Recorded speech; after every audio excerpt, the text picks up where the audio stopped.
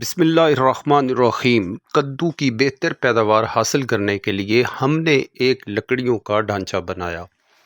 اور اس کے اوپر ہم نے مختلف قسم کی رسیاں باندھی اور رسیاں باندھ کر کدو کی جو بیلیں ہیں ان کو اس کے ساتھ لٹکا دیا۔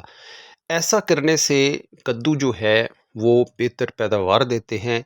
کیونکہ ان کے اندر سے ہوا کا گزر بہت اچھی طرح ہوتا ہے اور اس کے علاوہ ان کو دھوپ بھی بہت اچھی طرح لگتی ہے۔ اور اگر آپ کے کدو کے اوپر پھل لگتے ہیں اور وہ گر جاتے ہیں یا پھول لگتے ہیں تو وہ گر جاتے ہیں، تو آپ رات کو پانی کے اندر ہینگ کو بھگو دیں اور اس کے اندر جو نم ہے اس کے پتے ڈال دیں اور اس کا جو پانی ہے مارننگ میں وہ اس کی جڑوں پر اور اس کے جو پتے ہیں ان کے اوپر پانی کا چھڑکاؤ کریں، تو اس طرح سے آپ کدو کی بہترین پیداوار حاصل کر سکتے ہیں۔